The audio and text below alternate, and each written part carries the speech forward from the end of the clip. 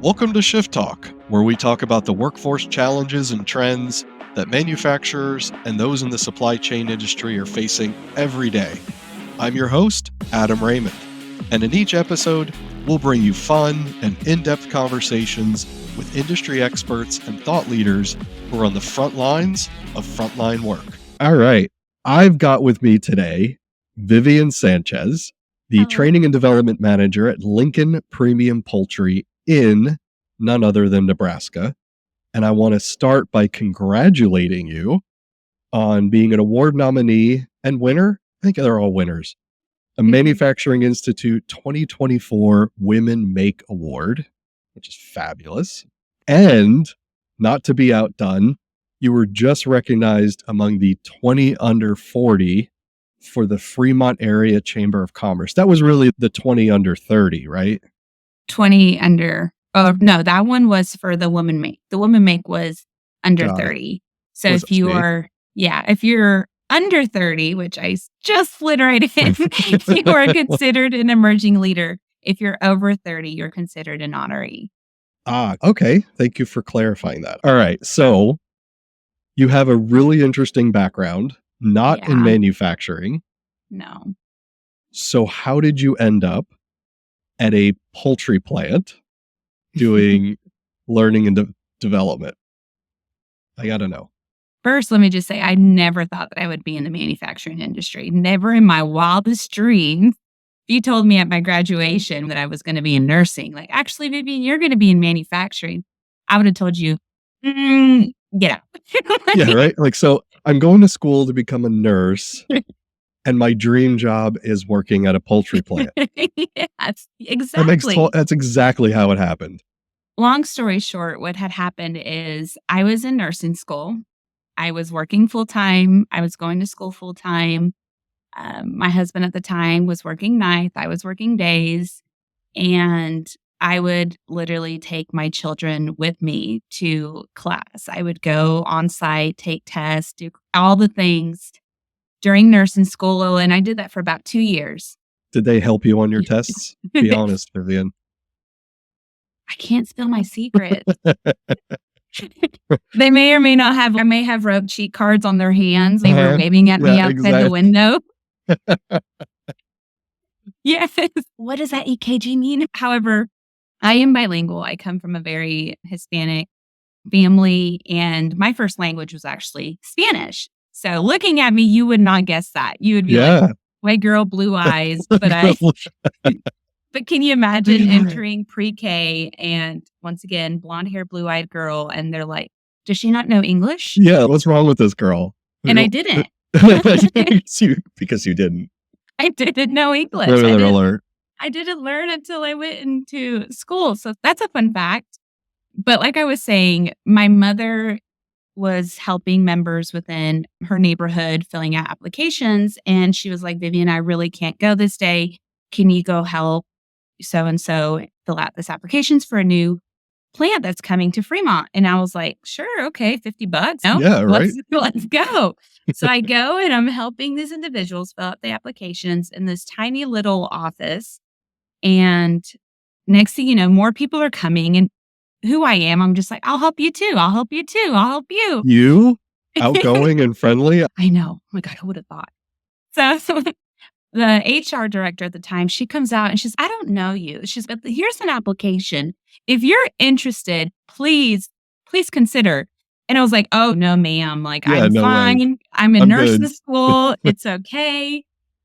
And I spent a couple hours there just helping individuals fill out applications. And next thing you know, right before I left, she's, please fill out the application. Yeah, you're going to. No, she didn't ask. She was like, yeah. She's, you're mine. You are mine. She's, I'm going to go ahead and fill this out for you. If you could just sign at the bottom, that would be great. So that same week, and this is like where like us as mothers comes in. That same week, we had parent-teacher conferences. And at my daughter's parent-teacher conference, they expressed that my daughter kept falling asleep during class. When they asked her why, she said, because we are with mommy late at school. Ouch. And that killed me. She's like, mommy uses us for crib notes, and I'm not getting any sleep. We're living on Red Bull and ramen.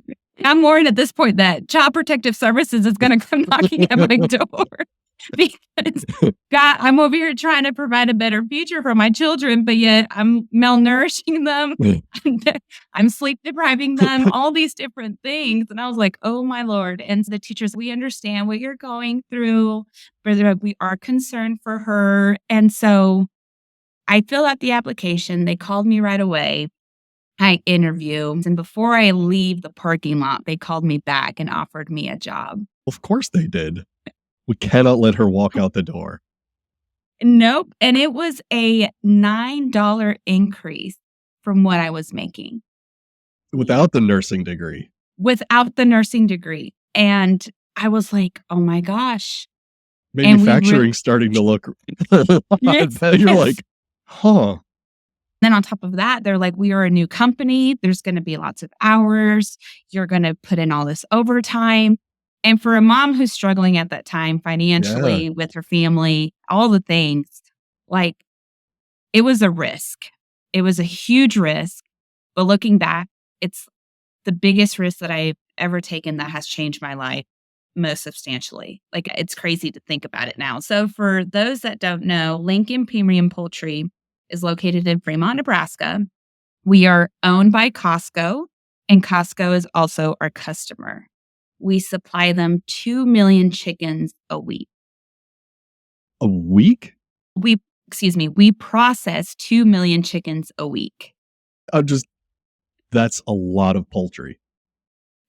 We process 2 million chickens a week, but it's all under one organization, one owner, one customer, 2 million chickens a week, 1,200 employees. And one training and development manager. And one training and development manager. And a partridge in a pear tree. What's interesting, that is par for the course. When I talk with HR leaders, I was going to say 9 out of 10, but I would be willing to say 10 out of 10 times. It's one or two people that are intended to do learning and development, onboarding, hiring, terminations, coaching for 1,000 people, sometimes 2,000 people. And I don't think most folks outside of that world understand just how much work that is. Like not just herding kittens and chickens. That's how do you even find time to do the real work that you know is impactful when just keeping your head above water is half the battle? Oh gosh. I can't tell you what 2019 was like. Your PTSD. We won't talk about 2019. Yeah, we won't talk about 2019. See, when I was hired at the time, the first time I met our CEO, he said, Vivian, I'm going to leave you with just a couple things. And I was like, oh God, I'm shaking. Because how often do you meet the COO of the company? Anytime the C's come by, you're like, oh, I got to go to use the restroom. Look busy. You look like you're typing. Oh gosh, I think I need to go see John in IT. There is no John. And so he said, Vivian, I want this poultry facility to be like no other poultry facility I've ever managed. He said, I want everybody to feel valued. I want everybody to feel respected. I want names on their bump caps so I can call them by their first name. I want dates on the back of their bump caps so I know when they started and congratulate them for being loyal to us. And I don't know how, he said other words. I don't know how you're going to do all that. He said, that's what I want. And I was like, yes, sir. Like, yes, sir. We'll get right on that. So we started off with first shift, but then in 2020, do we all remember what happened in 2020? I remember. I painted the living room. The big C. Yeah. Yeah, we had bags under our eyes. We had cots in the break rooms. I'm joking, but it's what it felt like because we were here all the time. However, in 2020, our turnover rate was really high.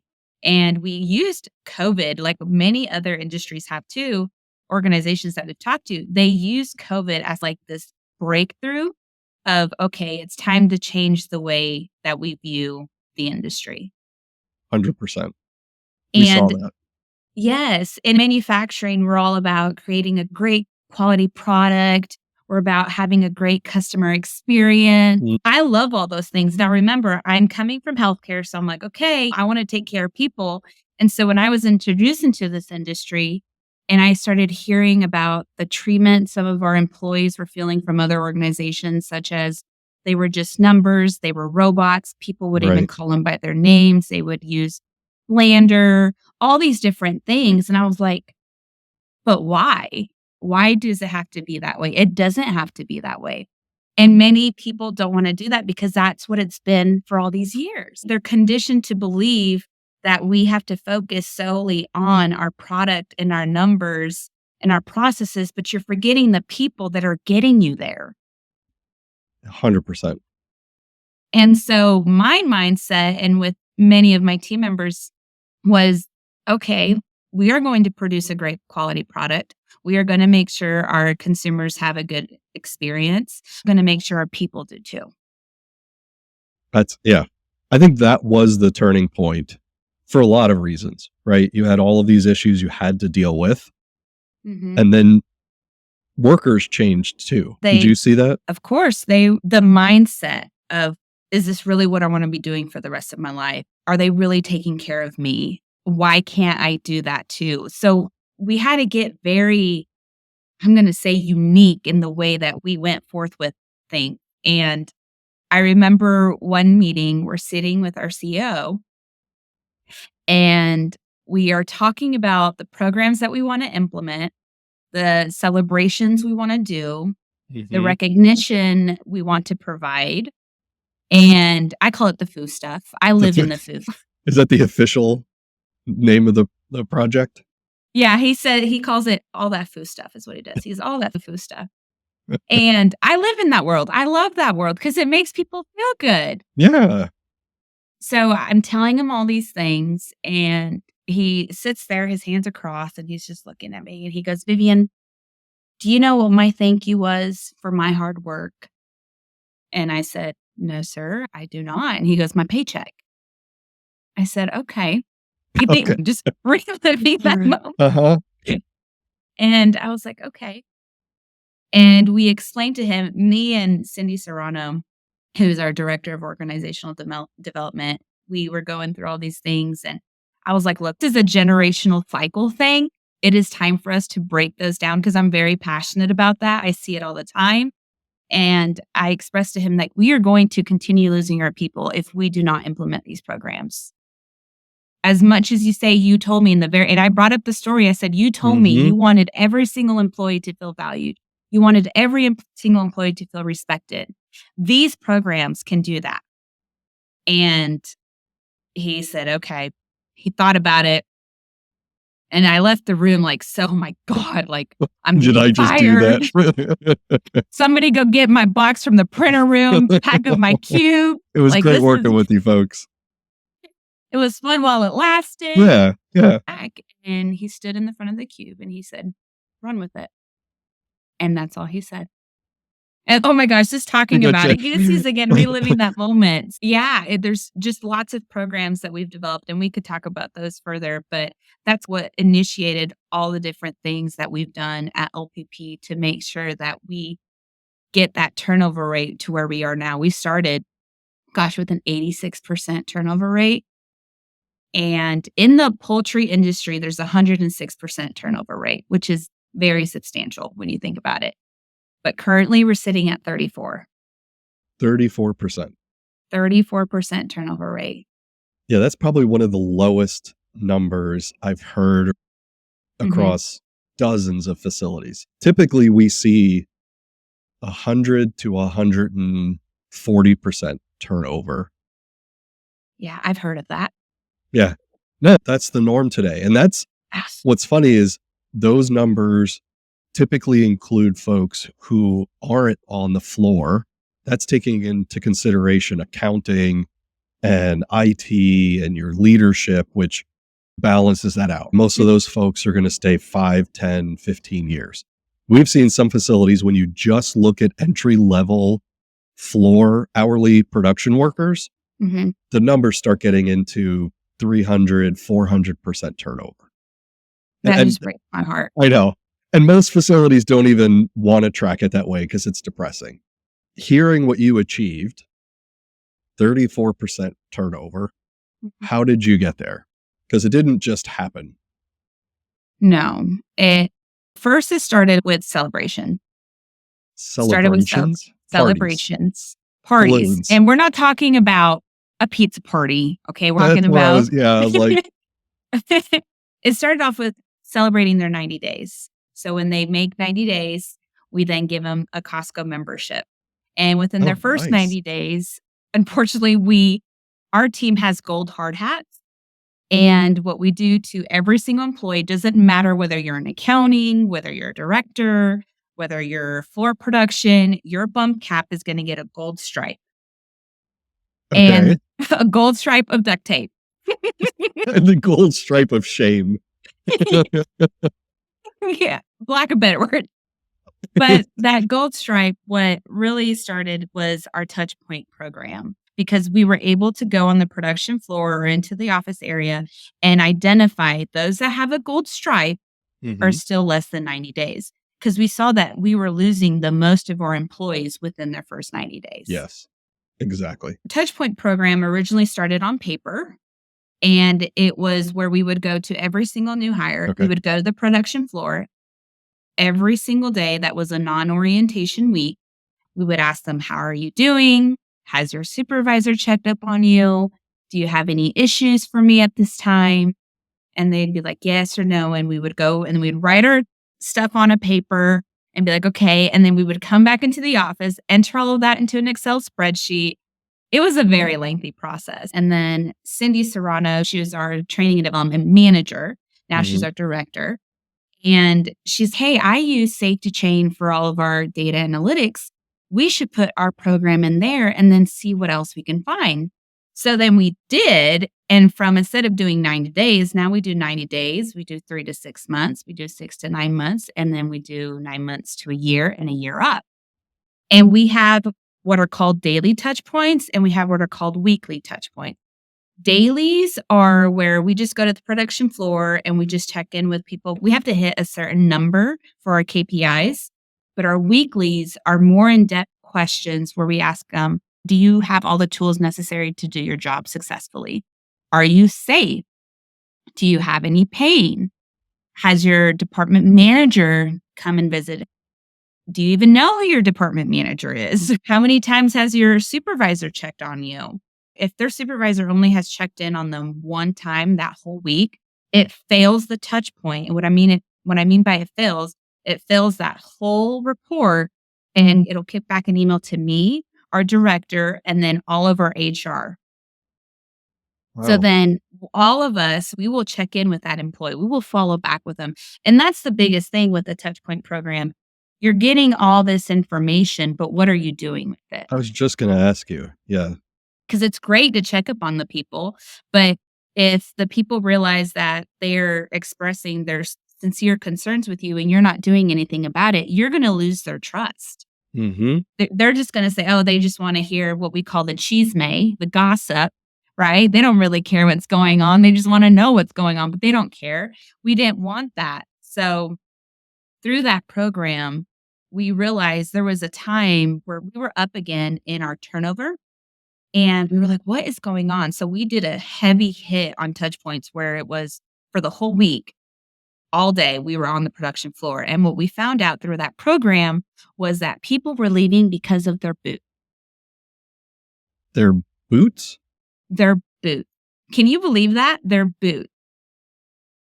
There have been... Now you got to explain that. I got to explain this. So you have to remember... Boots with the fur? Man, boots with the fur, the South Pole boots with the fur. Many of our team members come from industries where the organization just didn't care. Yeah. They didn't ask them. And if they did, like I said, they didn't do anything with it. Right. And honestly, many of them were even scared to say anything because they felt like they would lose their jobs. And what's great is we already create trust with all the team members that come into our facility because we have a lengthy onboarding process. It's 5 days orientation, and we're in class with them those whole 5 days. And this gal, she's, you know what? She said, we've really been our boots are bothering us. That's what's going on. And we're like, your boots? What do you mean your Yeah. boots? Boots are critical. They stand in these boots for 8+ hours a day. And at the time, we were only offering them one type of boot, just one for everybody. Ah. Well, what we found was when we took out the sole of the boot, inside there was an arch like this, but it Mhm. was plastic and it was pointed just like Oh, wow. so. You couldn't see it with the sole. You couldn't see it within the boot, but when you took out the sole, you can see this plastic, just pointy plastic, Yeah. and it was killing people. I shouldn't say that. Yeah. It wasn't but this pointy piece of plastic was really injuring individuals. And so we then offered our team members different styles of boots, and we're like, okay, we're getting rid of that style. We're going to now let you choose. So in orientation, we fit them for any of the boots they want to try. And then they get to choose the type of boot that works for them. And it seems like And such a then, small thing, right? But yes. when you're on your feet 8, 10, 12 hours, basically walking on triangles in the middle Mhm. of your foot, yeah, I could see that impacting turnover. But nobody wanted to say anything. And so it wasn't until we came to the production floor and we did all these touch points that we saw on our report. Okay, we've gotta dig into this. And oh yeah, and immediately we solved it, and then boom, our turnover went back. It's Wow. just and through that program, we find out different things. Let's say somebody needs rental assistance, Mhm. somebody that something's happening within the family, they can no longer work first shift, they need to go to second shift or vice versa. Somebody needs diapers. They just started, are barely making ends meet. Somebody wants to grow. They're like, "Hey, I really am interested in this, let's say automation, robotics. How do Yeah. I get involved in that?" That program has created such a connectedness with our people. Like, if any members of our leadership go to the production floor, they wave at them. They know who they are. And when I go and take tours of other facilities or when people come here and they receive a tour, they're like, "They know you." And I'm like, "Of course they do." Yeah, they should. They should. They should know who we are. They should know the individuals who have this amazing organization and is thankful to have these people. They should be out here and saying thank you. And we do. Every person in our leadership team goes out there and thanks our employees, or they go out there and they just touch base with them. Our COO actually, he started his first career in poultry industry. He started hanging live Hanging. chickens. Yeah, So you will see him at least once a week out there hanging chickens with the team members. that's awesome. It's accountability is what we're doing in that aspect. And we have is a job hardening program, which is where it's a 21-day period. And what we're doing is we're ramping up each employee to their job. So the first day they just watch, but then the second day they may work 15 minutes and then be off the line for 45. Hmm. Work 15 minutes, be off the line for 45. And then we increment that over 21 days. That's very cool. Because we also found in our touch point program were the break-in pain report. Yeah. They get out to the floor and they feel like, I got to do it just as fast as they are. Right. And no, you don't. It's okay. It's okay. It's okay. It's okay. We want you to take your time. We want you to get to know how to do the job. And if you feel that you also haven't received adequate training in that touch point program, we find out as well. Let's say a supervisor may put a new hire with somebody who they think is a really good mentor for them. But then we find out that instead of just teaching the employee, they are just like, okay, this is what you do and done. Right. No, we find those things out. And we're like, hey, because numbers don't lie. That's the thing. Right. It's no longer he said, she said. It's here, let me show you my computer and let me show you what this report is showing, right? Come with receipts. Yes, it's check me. I dare you. And so we're able to see these things and we're like, hey, they need more training. And then they're like, okay, I'll put them with so. And we're like, great. I think that's a great idea. Yeah. Thank you for coming up with that. Make them think it was their idea. That's You the have key. to, because we can't hold their hand. We can Right. guide them, but supervisors and managers, you are there for a reason because you were a leader before you were even given that title. Now that you're in that title, don't let us sit back and think, okay, what happened? Where's the person we saw 3 months ago? It's like we're training them, but we're not training them. Training the trainer. Yeah, we're training the trainer. And I know this is a topic I definitely want to dig into. You're a huge advocate for getting more women into manufacturing. It doesn't just apply to women, but also younger generations that supervisors can sometimes have a hard time with. What are you doing to alleviate those pain points, to have those conversations, to open up those opportunities for women who, just like yourself, look at that industry and go, yeah, that's not for me? How do you attract them to work in a poultry processing facility and make that a healthy environment where they feel like they're encouraged and empowered and supported to grow in that job? That's a really great question, and I love that question. So I like to start off by saying we have more women directors in our facility than we do men. Say that again. And we have Say more for the people in the back. for the people in the back. Yeah. And when you look at our leadership for like our supervisors and our managers across the board, we're 50-50. Even that's, yeah. When I'm going to take myself into consideration, you don't know what you don't know. Everybody thinks that manufacturing is ugly and nasty and dirty and stinky, and you're going to come out. You can't dress up. I mean, look at me. Yeah, I'm right? dressed up, right? Some days I look like this, but other days I'm in a hairnet and a hard hat or a high vis vest and my glasses, and I'm Gucci, right? Like I'm great.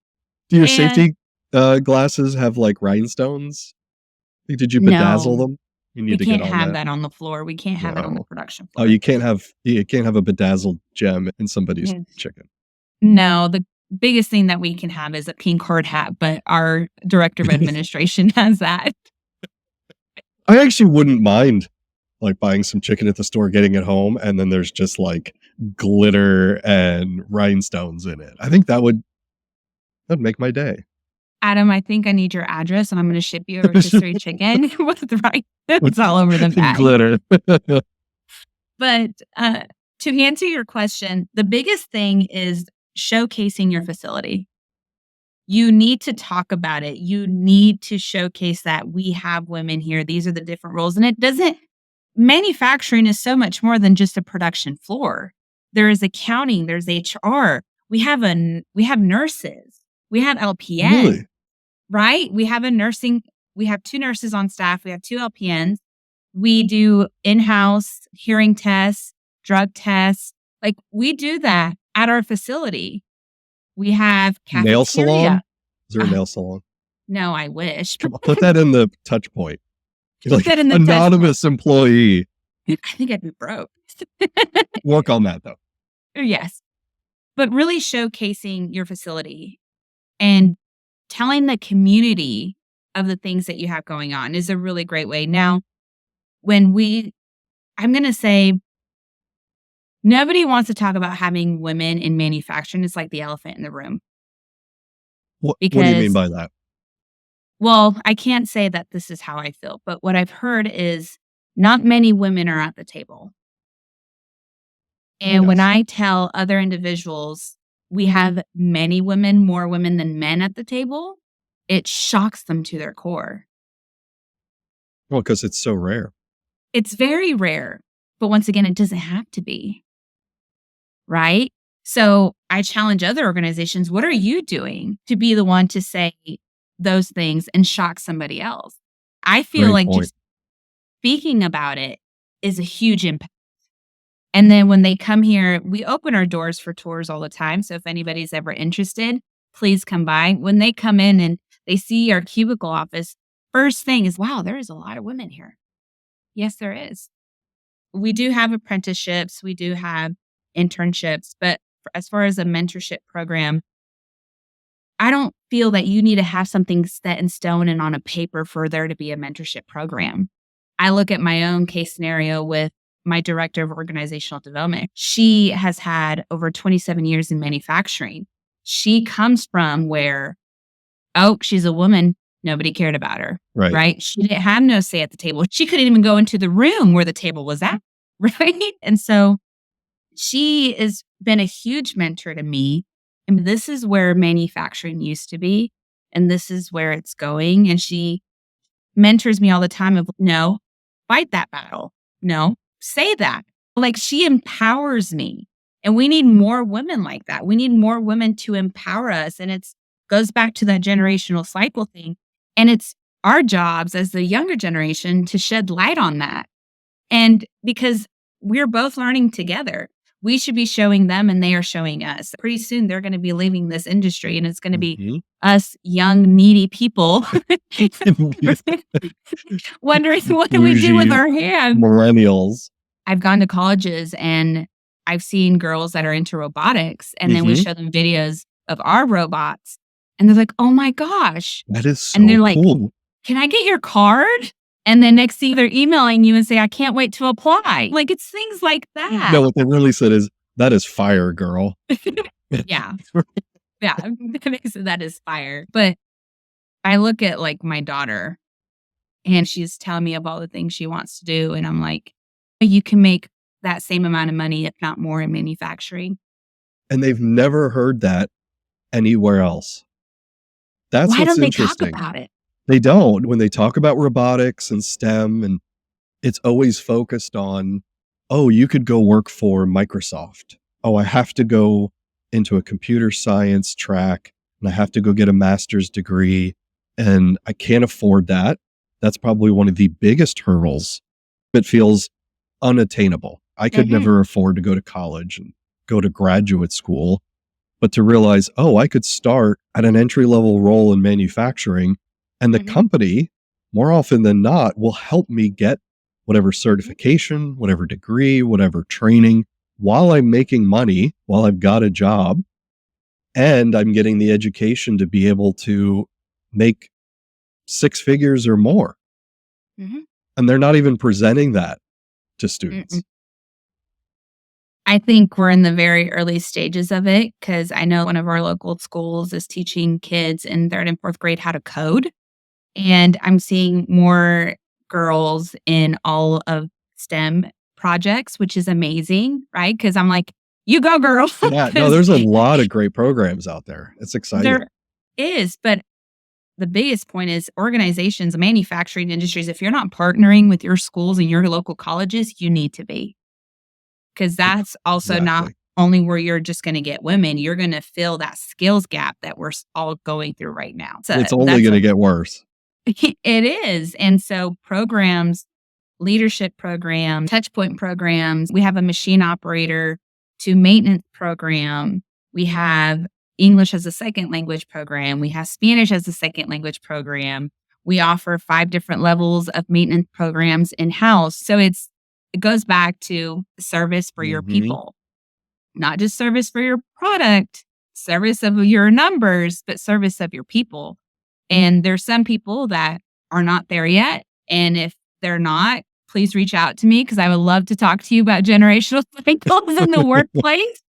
But we are in a new wave and it's like the change train. You're either going to get on or you're going to get left behind. Oh, I So love what that. you going to do? You're No, you're going to get on the change train. it's going to get to where 30 to 40% of your workforce is Gen Z. So if you don't like what you're seeing and you just keep fighting it, Mhm. the train's going to leave you. Exactly. It's even myself, when we're sitting down and we're talking about programs and things we should revamp, we put ourselves in their shoes. And they're probably asking themselves, why am I here? What am I doing here? What am I doing here? Am I going to get anything out of working 8 hours a day here? Right. Do I have a purpose? Am I making an impact? Am I learning anything valuable? There's lots of different ways that we've just tried to just grow our people. And Oh, I that's knew fabulous. that caring for people, like I said, I thought the only way I could do that or to care for people was in through healthcare, but I'm able to do that in manufacturing, right? I'm able to care for them and make them feel seen and Yeah. heard, understood. And our team does a wonderful job with that. This was fabulous, as I knew it would be. Yeah. Thank you for coming on today. Thank you for having me. Could you share quickly how people could get a hold of you if they'd like to pick your brain on some of these ideas and borrow some of these points and programs you came up with? Yes, you can find me on LinkedIn, Vivian Sanchez. You can also email me at vsanchez@lincolnpremiumpoultry.com. So I would love to connect. And if there's other individuals doing the same thing, I want to hear what your success stories are. I want to know what you're doing different. Let's grow it. Let's do more.